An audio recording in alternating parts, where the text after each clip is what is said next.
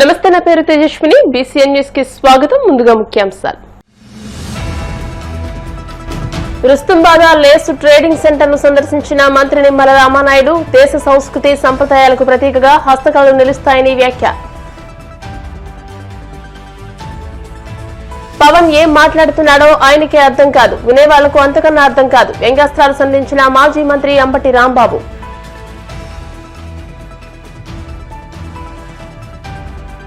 తిరుమల శ్రీవారిని దర్శించుకున్న కేంద్ర మాజీ మంత్రి స్మృతి ఇరానీ ఆలయ మర్యాదలతో స్వాగతం పలికిన అధికారులు. మరో మైలురాయిని అధిగమించిన భారత అంతరిక్ష పరిశోధనా సంస్థ ఇస్రో. నిప్పులు చింపుకుంటూ నింగిలోకి దూసుకెళ్లిన బాహుబలి రాకెట్ LVM-3 M6. పశ్చిమ గోదావరి జిల్లా నరసాపురం మండలంలోని రుస్తుంబాద లేసు ట్రేడింగ్ సెంటర్ ను మంత్రి Nimmala Ramanaidu, MP pak Satyanarayana, TDP incharge Potturi Ramaraju సందర్శించారు. సెంటర్ లో వివిధ రాష్ట్రాలకు చెందిన వ్యాపారస్తులు ఏర్పాటు చేసిన 50 స్టాల్స్ ని తిలకించారు. హస్తకళల తయారీ, ఎగుమతులు, వస్తున్న ఆదాయం తదితర విషయాలను అడిగి తెలుసుకున్నారు. ఇటువంటి ఎగ్జిబిషన్ ఏర్పాటు చేయడం వల్ల దేశ సంస్కృతి సంప్రదాయాలకు ప్రతీకగా హస్తకళలు నిలుస్తాయని అన్నారు.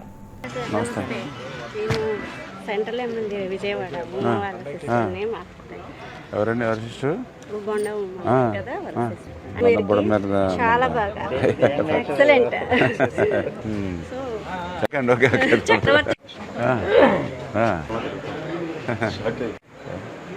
బాగున్నామ్మా.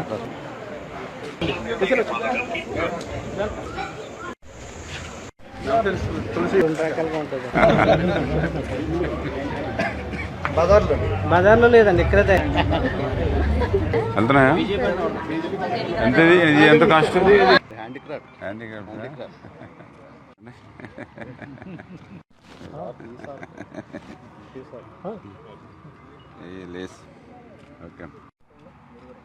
ఈరోజు మన నరసాపురంలో 2వ హ్యాండీక్రాఫ్ట్ ఎక్స్పో కార్యక్రమంలో ప్రతి స్టాల్ని కూడా సందర్శించడం జరిగింది.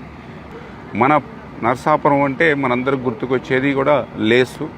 అటువంటి లేసు పరిశ్రమకు సంబంధించి ఇక్కడ ఉన్నటువంటి మహిళలు, ఆ లేసు ఉత్పత్తిని కూడా మనం చూస్తూ ఉంటే ఆ మహిళల యొక్క సహనం, ఆ మహిళల యొక్క సృజనాత్మక శక్తి కూడా ఆ లేసు అల్లికల ద్వారా కూడా మనకి కళ్ళకు కట్టినట్టు కూడా కనిపిస్తున్నటువంటి పరిస్థితి.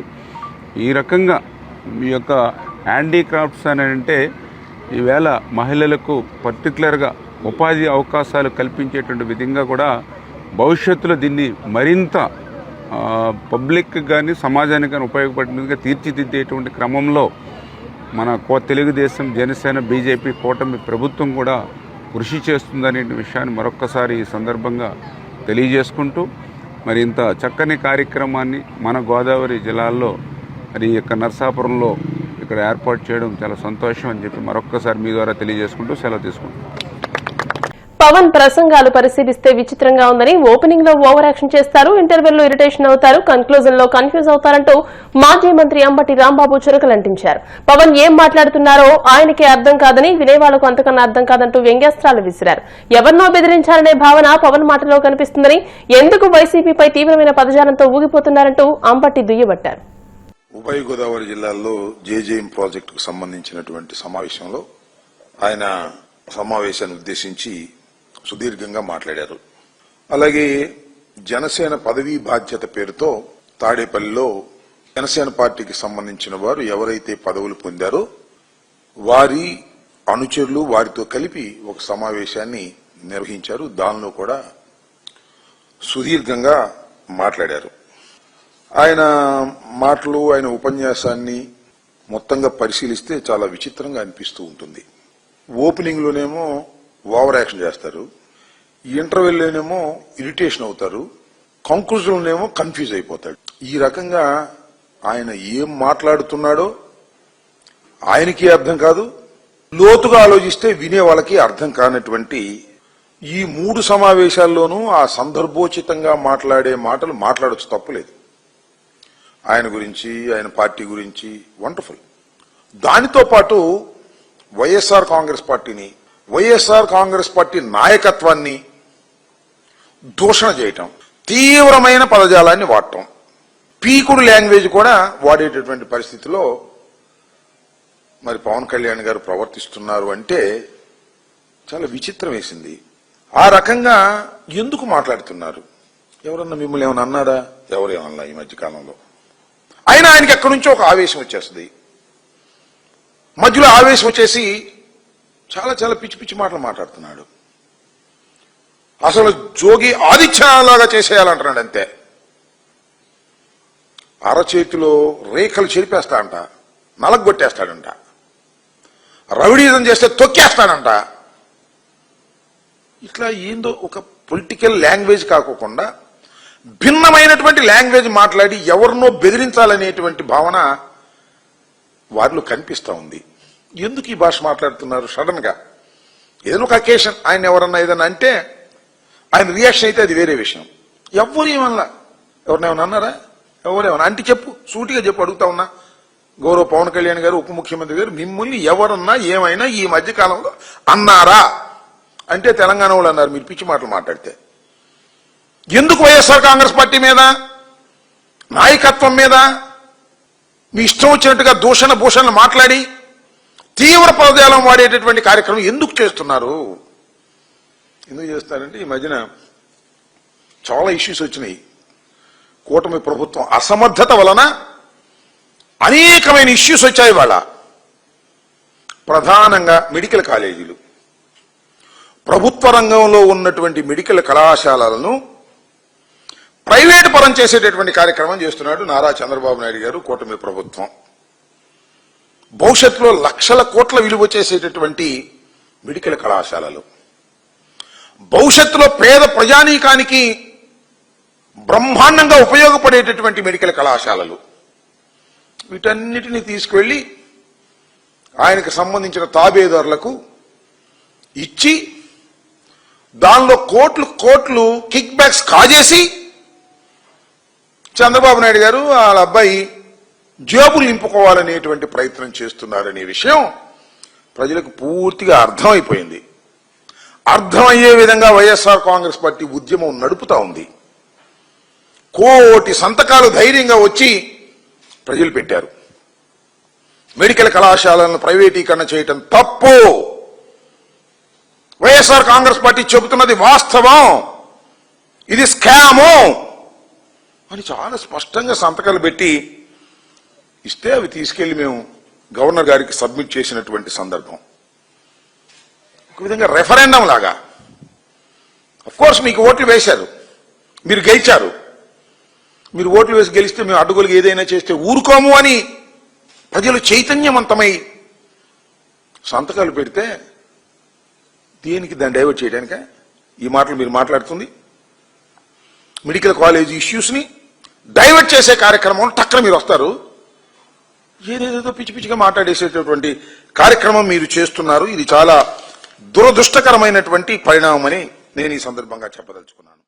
విశాఖలో పెసా మహోత్సవం రన్ ను కేంద్ర పంచాయతీరాజ్ శాఖ జాయింట్ సెక్రటరీ ముక్తా శేఖర్ ప్రారంభించారు. ఈ కార్యక్రమంలో ఏపీ పంచాయతీరాజ్ శాఖ కమిషనర్ మైలవరపు కృష్ణతేజ, జిల్లా కలెక్టర్ ఎంఎన్ హరేంద్ర ప్రసాద్, ఇతర ఉన్నతాధికారులతో పాటు భారీగా ఉద్యోగులు పాల్గొన్నారు. 2 రోజుల పాటు జరిగే ఈ పెసా మహోత్సవానికి దేశంలోని 10 రాష్ట్రాల నుంచి 1500 మంది గిరిజన క్రీడాకారులు పాల్గొంటున్నారు. పోర్టు స్టేడియంలో కబడ్డీ ఫైనల్ నిర్వహించనున్నారు. ఖేలో ఇండియా ఆధ్వర్యంలో 10 మహిళా 10 పురుష జట్లు ఈ కబడ్డీ పోటీలో భాగస్వామ్యం కానున్నాయి.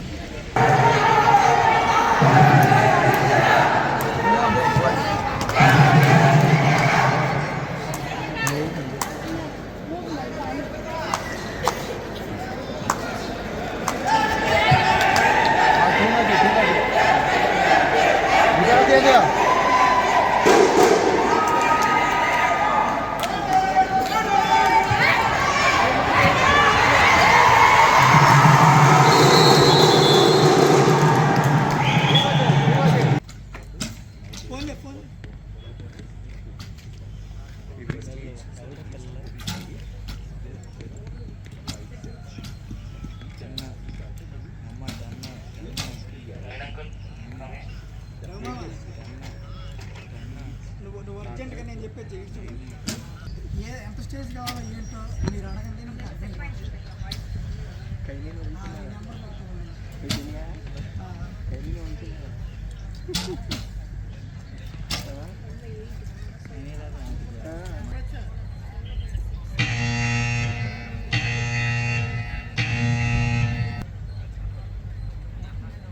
కలియుగ ప్రత్యక్ష దైవం తిరుమల శ్రీ వెంకటేశ్వర స్వామి వారిని కేంద్ర మాజీ మంత్రి స్మృతి ఇరానీ దర్శించుకున్నారు. వీఐపీ విరామ దర్శన సమయంలో కుటుంబ సభ్యులతో కలిసి స్వామివారి సేవలో పాల్గొని మొక్కులు చెల్లించుకున్నారు.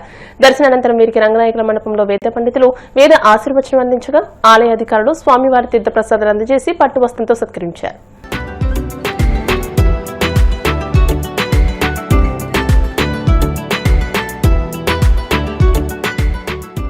ఇప్పుడు కాసేపు ప్రకటనలు.